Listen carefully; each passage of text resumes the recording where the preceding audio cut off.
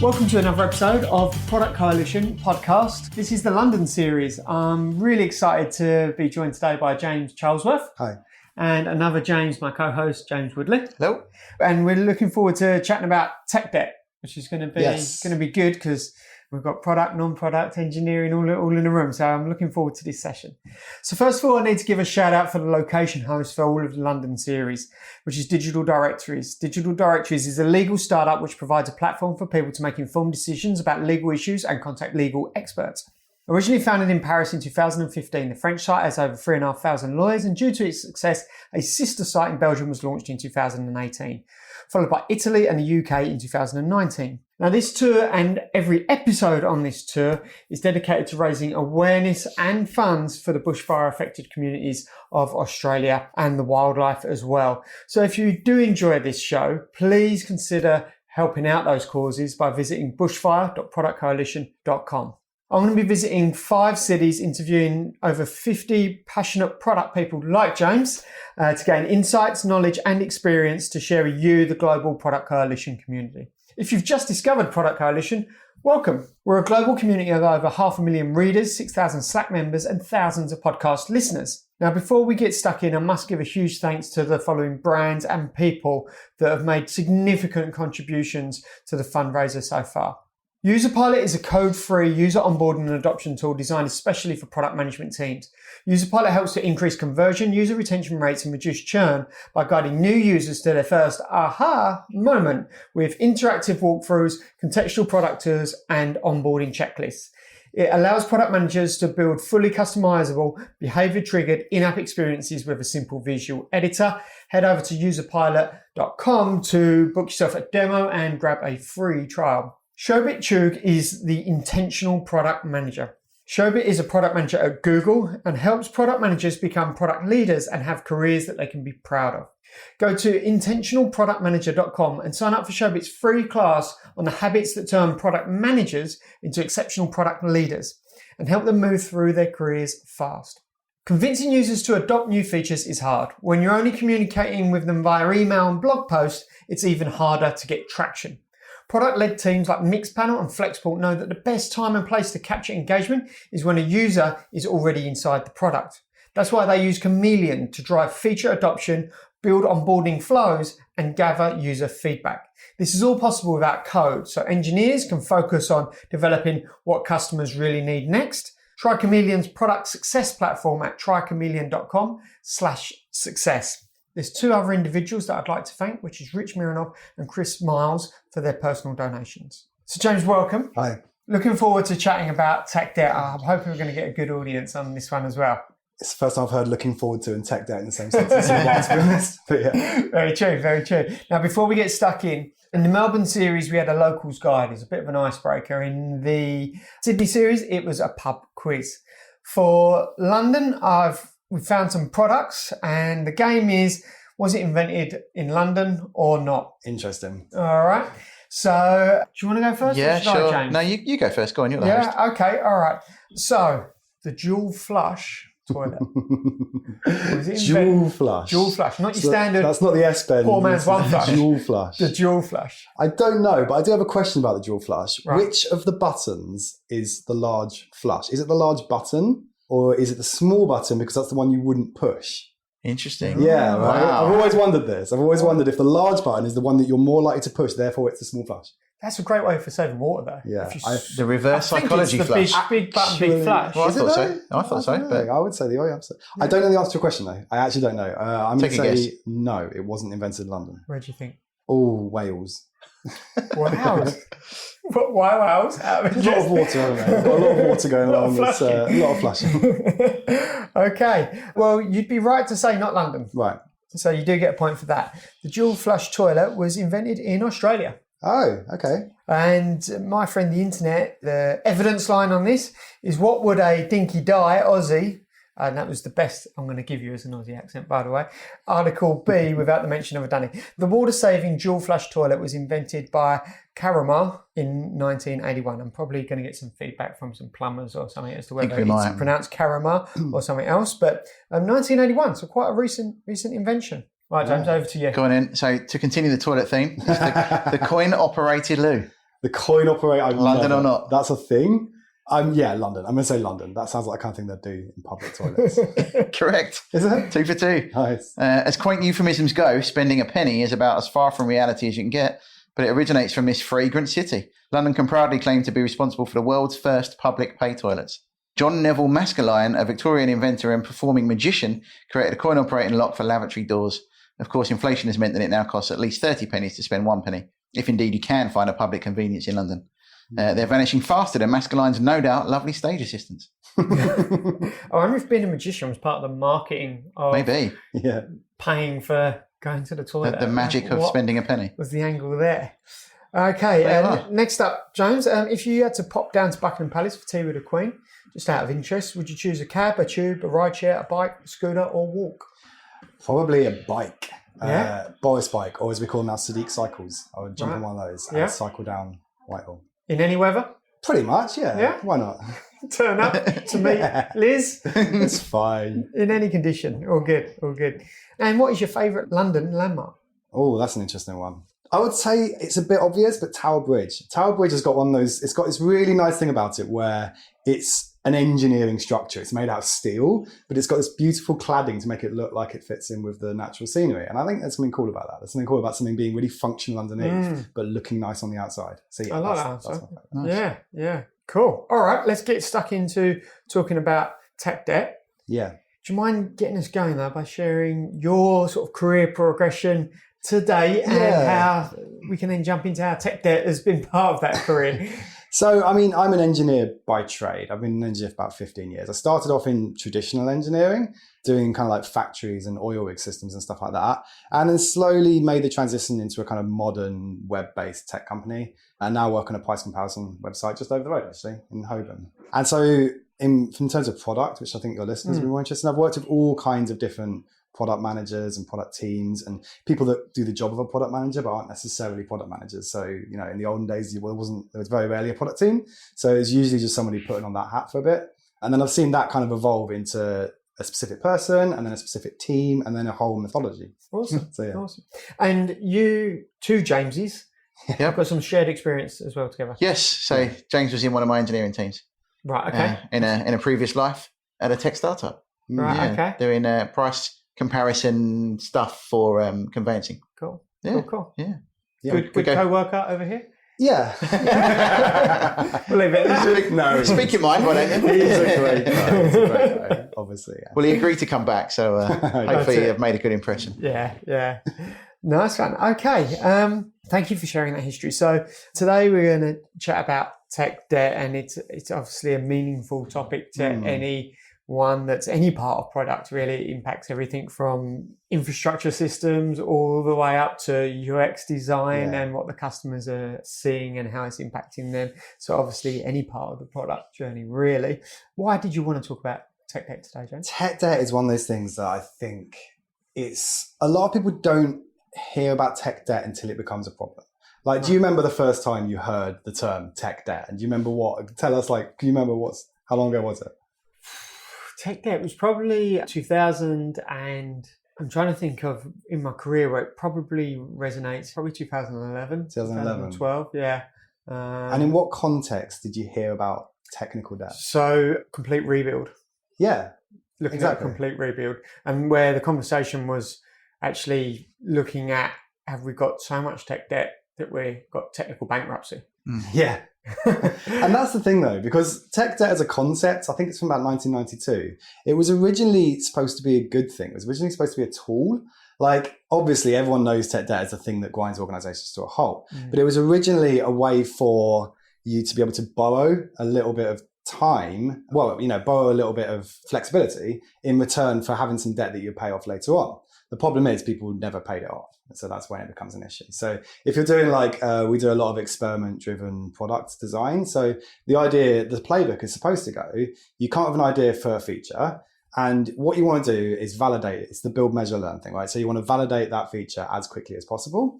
So in return for that speed, you borrow some tech debt. That's kind of the idea of it, is that, you get your feature out as quickly as possible by cutting corners.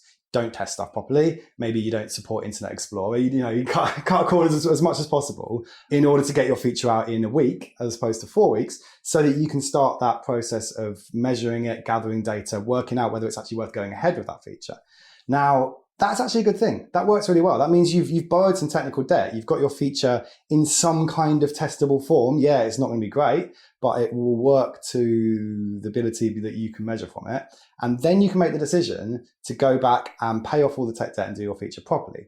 Now, that's where a lot of it falls down, because people, especially businesses and stakeholders, they'll think, well, you've done it. You've released that. We've got it behind a feature flag. We've put half the traffic to it and we've measured it and it's great. We just put 100% of the traffic to it and it's fine. And it never gets paid off. And a lot of it is when you don't just pay off the tech debt that you accumulated when you were writing it, you have to unwrite it first. So if something would take 4 weeks to do properly and you bang it out in a week, then when you come to do it properly, it might take you 5 weeks because you first got to undo the way you did it before. I always think of it like if you painted a landscape and someone asks you to come along and change that house to a tree. You can do it properly, you can remove all the paint and create an extra space for it and paint a tree in there, or you can just get your big dark green paint out and paint over the top of it. And that's fine for the time being, but if you don't keep that in check, then it will turn into a long-term problem. And it can be... Go on. Yeah, no, sorry, yeah, what were you saying? I was just going to say, taking the analogy, that's the interest in the debt. That extra week is the interest you have to pay to get it done properly. Yeah, absolutely, yeah. And it is, in many ways, it is like monetary debt. And so like monetary debt, that's a good thing sometimes. If you've seen a car you really want, and you're £500 short for it, and you know that car is the perfect car for you, there's nothing wrong with borrowing £500. Maybe you pay back £600 later on, but there's nothing wrong with that. It's when you don't pay that £600 back, that's when you get into problems. Like you said before, technical bankruptcy. And it's an opportunity cost as well. That feature might need to go out quickly to make a sale or to bring in the right user base at the right time. But once that is in, you can then solidify it by doing it properly and paying back that debt. There's some opportunity cost involved in taking too long or not delivering at all. So sometimes it's the right thing to do, but you do have to come back and cover that debt. And sometimes that opportunity cost is just nothing more than a gut feel. Like the cost of delay is assumed to be greater than the cost to do it properly. So we cut. Well, how do you measure opportunity cost? And for me, if I think about mandatory debt and the difference between that and my own experiences with tech debt, is mandatory debt is well documented. Right. So you borrow some money. It doesn't just get written down on a post-it note and put on the side of a desk. Oh, so-and-so owes me £500 for his new car.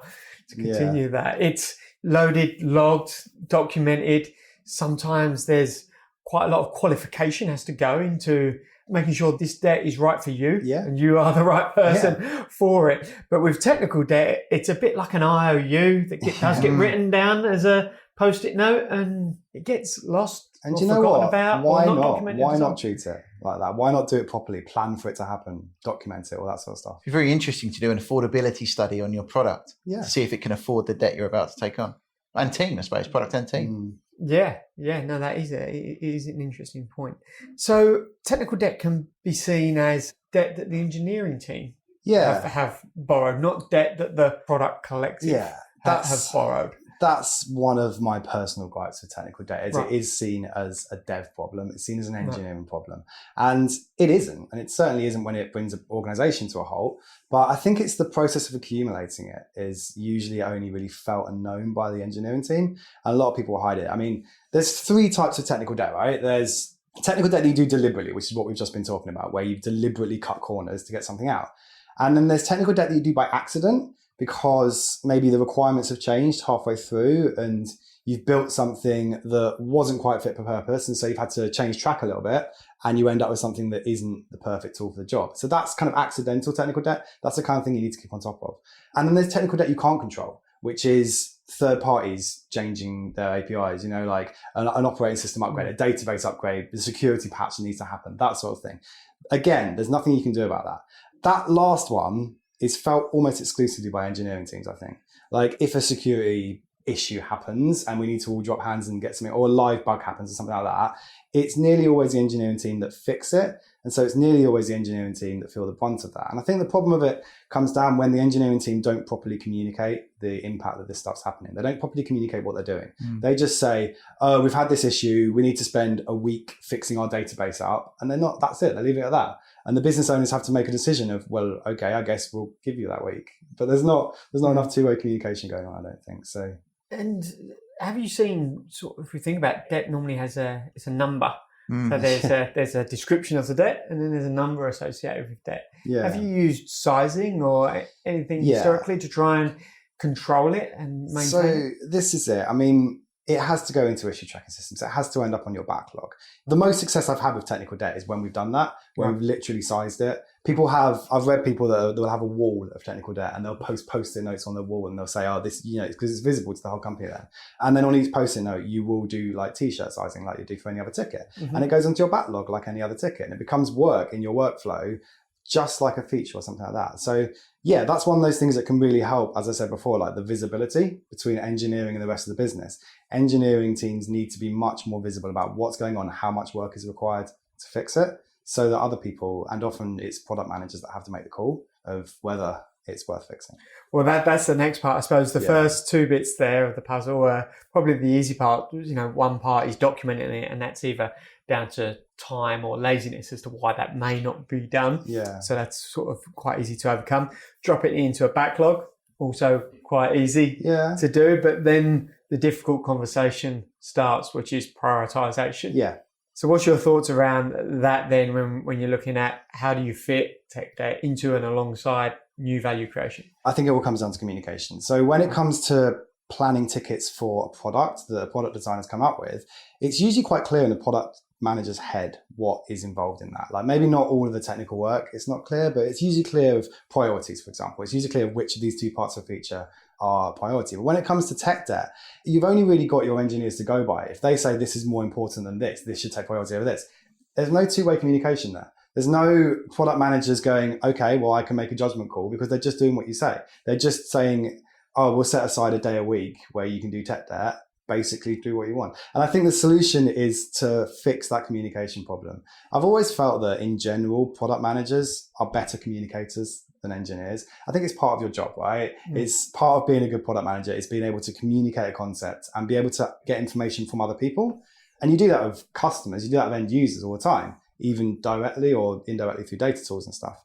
And so technical debt should have that same approach. It should have that same approach of this is a communication thing where the onus is on both sides to get the other person to tell them exactly where this thing fits into the pipeline and exactly how much priority it is so that they can make a joint decision. And it's not just engineers going, that'll take 3 days, let's do it now. Do you think the amount of tech debt there is a signal on how underperforming a team might be? Possibly, yeah. It sounds like what you're talking about there is actually not a highly performing team because there's no team there. You've got people in product and people in engineering rather than there be a delivery team. So is the amount of tech debt maybe a symptom of that? Maybe, but I think also you find that if you have multiple teams working on a similar sort of system, then tech debt can get passed around between different teams. So you might have one team that looks like a really high performing team because they haven't got any tech debt. What they're actually doing is they're passing it off to another team. They're selling their debt. They're selling their debt. Yeah. So it's not always an indicator, I don't think, of a non-highly performing team, but it's always an indication that something's wrong. Yeah, this is good about passing it off to teams, and therefore we start to talk about ownership of the technology stack. For two engineers in the room, then, is there anything changing with regards to tech? If we think about how practices have changed over the last sort of 4 or 5 years, concepts around CI and CD, concepts around DevOps and ownership, are you seeing that change? Anything, do you think, when it comes to the creation and management of tech debt? Yeah, I mean, I think creation people are becoming more aware of. Management is always going to be difficult. But yeah, I have seen, certainly since tech debt became more of a usual thing to talk about in Converse, because it used to just be, I mean, I'm surprised that you said it was 2009 you first heard of it or something, was it? 2000, and it was either 11 or 12, wasn't it? Largely commerce business. I think for a product manager, that's quite rare. Most product managers probably only been in the last 4 or 5 years. This has been a thing that's been talked about.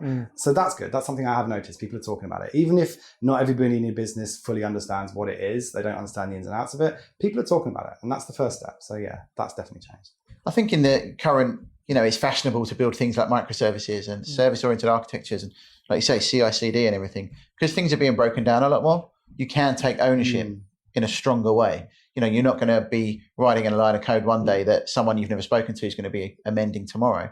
You do have that strong ownership these days. Everything's fashion. It'll probably go around in cycles and we'll be building monoliths again in 3 years' time. But as it stands today, I think there is that stronger ownership. Yeah. Even to the extent of supporting things, there's a piece of tech debt in a system that actually causes a bug. It will be the people that wrote that are most likely going to be fixing it. Whereas that probably wasn't the case even 5 years ago. Yeah, and obviously the infrastructure overheads are lesser with the adoption of cloud services and platforms as a service. That type of stuff doesn't fall so heavily anymore on the back-end engineers, etc., or operations teams to support and maintain. Well, these days when you don't need to, have 3 ops people working nights to get your system released, just to push to your master branch and the things out there these days, right? So, but on the other side of that, systems are so much more involved and complicated than they used to be. And the opportunity for something somewhere to break that you aren't control of is kind of increased quite a lot. If you think about it. It used to just be that you'd have a web server and you can largely keep that as a black box and control how much tech debt, I suppose, is accumulated by it. But now it's all over the place. I mean, one little part of your enormous system of integrated tools changes and you've suddenly got some uncontrolled tech debt on your hands, and it's difficult. One of the other things I've noticed regarding tech debt over the years is some seasonality around addressing tech debt, particularly at Christmas time. Yeah. So true. The old, it's the second week of December. Yeah. We're not going to do any releases. You're not going to be working on new value. No one's really around. That's a good couple of tech debt sprints you can get done, guys. What's your thoughts on that dedicated tech debt sprint concept? I don't think that's the right way of doing it. No, me either. I think that's like rewriting a product. It's like going, we've got a 3-week period here to tackle all of our tech debt. It's just like saying we've got a 3-week period here to rewrite our entire product. It's not. You need to keep it as a maintained thing. This is why it needs to go on your backlog, like I said before. It needs to be small pieces of individually scoped pieces of work that go onto backlog. If you just do it in 3 weeks, first, you probably won't get anything done anyway. But even if you do, you'll just end up in the same thing again next year and possibly worse because you've never paid off all of your debt in 3 weeks. There's 2 reasons I don't like it as well. Is that one is the mindset becomes, we'll deal with that later. And, you're in February and you can see the system's not performing very well because of a piece of tech debt, but you're not allowed the scope to go and fix it. You have to wait until December. Who knows what that might cause in that 10-month period. And the other part of it is that from the outside, the visibility, the tech debt is being reduced so much over the last 3 weeks because, your velocity of tech debt just spikes. Everyone's like, we've paid it all off. We're great. We're happy. The product is brilliant. And then that's not the reality. So that's why I don't like them. That could be quite a significant amount of change as well. Over 2 to 4 weeks. Yeah. Particularly if people are on holiday, we've got some reduced capacity. Especially over Christmas. If you've got the position you were talking about earlier where the engineers have kind of hidden the tech debt, they know what they're doing, but they haven't advertised that to the rest of the business.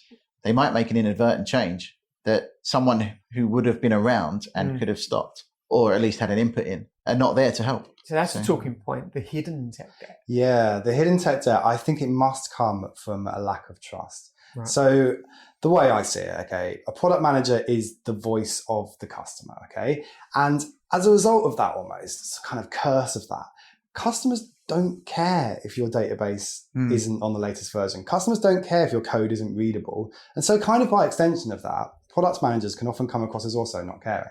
So product managers, because they are the voice of the customer, they are the ones going, I actually don't really mind if you haven't got any unit tests or documentation. I just want to get this feature done because that's what I want to do. And so that can create a little bit of distrust because people think, what's the point of telling the product team about this tech debt and the thing of it if they're just going to go, it's your problem, it's not mine. So it's both ways. Obviously, nobody's blameless in this situation, but it should be a shared problem and it should be something that people speak up about when it's happening because there's no shame in accruing a little bit of tech debt. As we said before, it can be on purpose.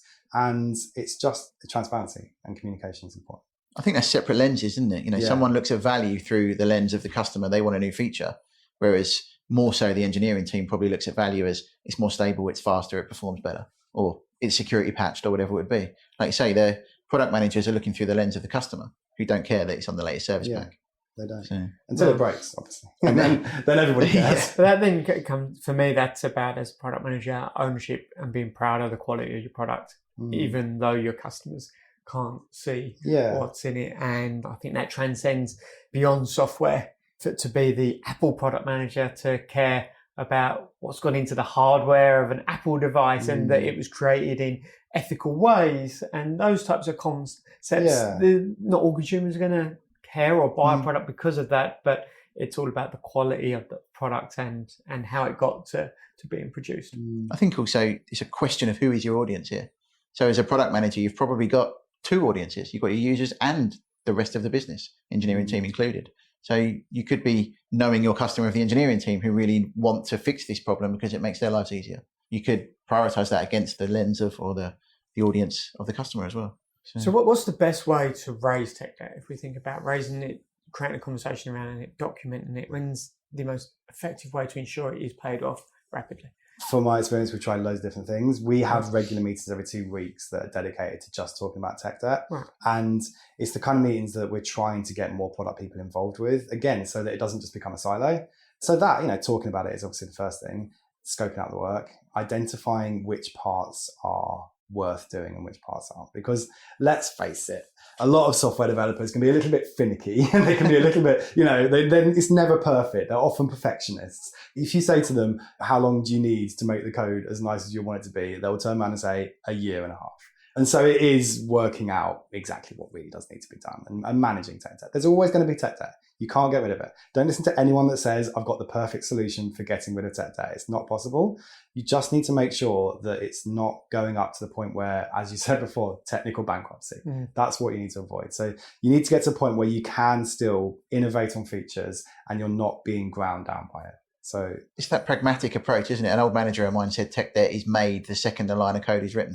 And it's, if you take that attitude to it, you'd never make a difference because, so you need to kind of find that middle ground between fixing everything and taking a year and a half and ignoring it completely. I've also seen tech debt be rushed. And by that, I mean, there's a thing that needs to be done. And therefore a quick little task ticket's raised, dropped into a sprint. Someone has a go at that task ticket, just cracks on with it. And then they go, oh, we also need to do this, this, and this. So my next question is, should technical debt go into discovery to be truly understood? It's interesting, yeah. I mean, I don't argue why not, because I do argue why not. Because, as you were saying earlier, it should be treated like any other item in the backlog. If the item it's going in to be prioritized against was through discovery, then so should that, maybe. Yeah. I mean, discovery is interesting. The product manager owning it as well. Like anything else in the backlog doesn't just mean it's on the backlog. Like anything else in the backlog means everybody involved in it can see the benefits of doing it. And it means everybody involved in it can see the problems in not doing it and make a judgment call based on that. But yeah, discovery, it depends whether it's... Just quite often the debt is the problem in the shit to be solved as opposed to the solution that's ready to be implemented. Yeah. And when it gets rushed, so it's just done, so that debt's paid off, we all feel good. You can create then more technical debt as well. Well, I was going to say, taking it back to the financial analogy, it's paying your debt off with a credit card. It's absolutely consolidation of loans. Exactly. Yeah. So, nothing in software development should be rushed. Let's be honest, we've all done it. We've all rushed something out the door.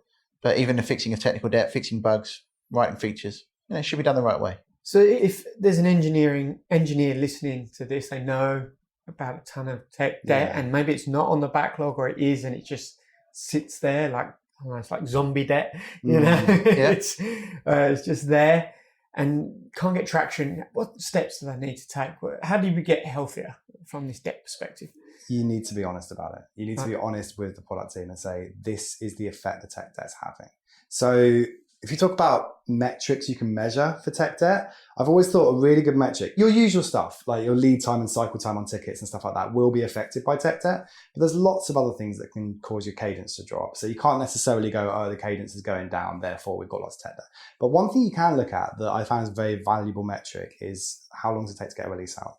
It's one of those things where that is almost directly related to the amount of tech debt you've got. So back to your question, if an engineer has got a lot of tech debt and they want to be able to get people to notice it, providing those metrics and saying, look, our release time has been getting longer and longer and longer. It's 2020. We're a modern tech firm. It takes us an hour to get a release out because our pipeline's so slow.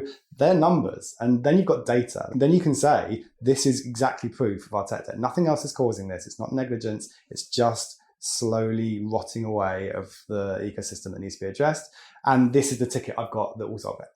Okay, so that conversations addresses the cure and creates a cure for it, that transparency, metrics, conversation. What would you suggest to someone as a prevention to tech debt? What type of conversation would you suggest they have? Again, I don't think tech debt always needs to be prevented. As I was saying before, sometimes it can be a good thing. Mm-hmm. But if you wanted to prevent tech debt, it's an ongoing process. So the conversations would be around every time you get some tech debt, reflecting back on it afterwards, almost doing like a retrospective, but a little mini retrospective about the work, the way you would do with a normal product. If you've delivered a feature and it hasn't performed very well, you'd all get together and you'd look at it and say, what was wrong with it? If you've accumulated a lot of tech debt, you can all go get together and say, why did we accumulate that? Was it worth it? Did we get any benefit from cutting all those corners and making it fast? And if not, how can we learn from that? And what can we do going forwards? Is it also being open up front? Yeah. And saying, we are delivering an MVP here, so therefore there is tech debt involved in that. Absolutely. And then knowing you've got to come back your week later to do your 5 weeks worth of work. That's something that needs to be communicated to stakeholders as well, because it's saying to somebody, yes, I can get you this experiment and I can start gathering data from it within a week, but you are going to have this tech debt. It's going to look like this. And in a year's time, this is what your system is going to look like unless we spend this amount of time. And we hear the tickets to clear it up afterwards. We've created all the tickets from it. They're there. It's going to have to happen. And it's making sure everyone's aware of that so they know the risk they're taking. Like all debt, it's about setting exactly the terms of the loan. Absolutely. Yeah, absolutely. But if you go to the bank for a loan, you'll get a 3-page sheet detailing everything, right? So maybe we should start doing that for tech debts and experiments. Discipline around it. As engineers, we love writing documentation. Yeah. So. Oh yeah, don't you just? Brilliant. I've really loved talking through this with you, James. Thanks so much. I think it's a healthy podcast to have, and it creates some healthy conversation, hopefully for all listeners around this. And there's certainly been some provoking points you've raised there as well. So thank you, James Woodley. Thank you very much. Thank you, James Charlesworth. Thanks. It's been great. If you've enjoyed this episode or any of the episodes from the Product Coalition European Tour, please consider supporting the reason for this tour, which is to raise awareness and funds for the bushfire affected communities and wildlife in Australia. If you'd like to support the causes, which is the volunteer firefighters, the wildlife, or the National Bushfire Fund, you can do so at bushfire.productcoalition.com. Until the next episode, thanks for tuning in on the podcast or watching on YouTube, and I look forward to sharing another guest with you very soon. Thanks, guys. Thanks. Cheers.